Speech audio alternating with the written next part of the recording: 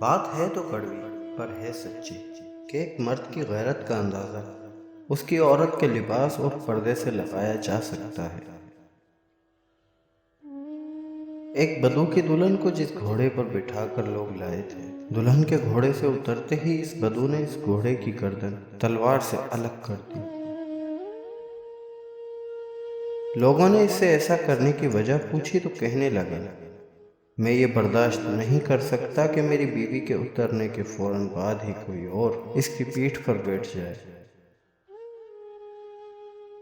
اور دلہن کی سواری کی وجہ سے تاحال گھوڑے کی پیٹھ گرم ہو اور کوئی غیر مرد اس حرارت کو محسوس کر لے۔ اسی طرح ایک اور واقعہ ہے کہ ایک عورت نے اپنے شوہر کے خلاف عدالت میں کیس دائر کیا کہ اس کے ذمے میرے حق مہر کے 500 دینار ہیں۔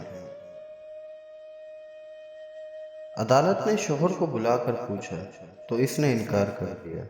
عدالت نے گواہوں کو طلب کیا اور ان سے گواہی لیتے وقت عورت کا چہرہ پہچاننے کے لیے عورت کا نقاب اتارنے کا کہا۔ اس پر اس کا شوہر جلدی سے کھڑا ہو کر کہنے لگا کہ قاضی صاحب، میں تسلیم کرتا ہوں کہ مجھ پر میری بیوی کے 500 دینار لازم ہیں، بس آپ نقاب نہ اتروائیں۔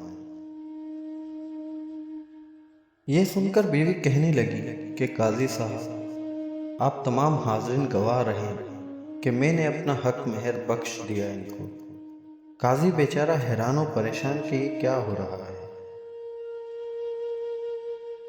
خیر، ان میاں بیوی کے جانے کے بعد قاضی نے محرر سے کہا کہ اس کیس کا الگ فائل بناؤ اور نام لکھو مرد کی غیرت۔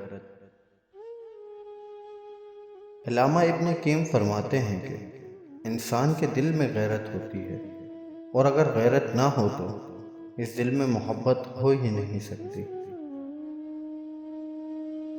اور محبت سے خالی دل میں ایمان اور دین کیسے باقی رہ سکتے ہیں۔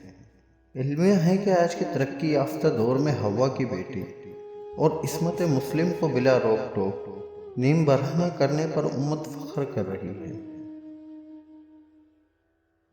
اور اسلام کا وقار چند ٹکوں کی بھیڑ چڑھ چکا ہے۔ سو محبت کیجیے، حلال کیجیے۔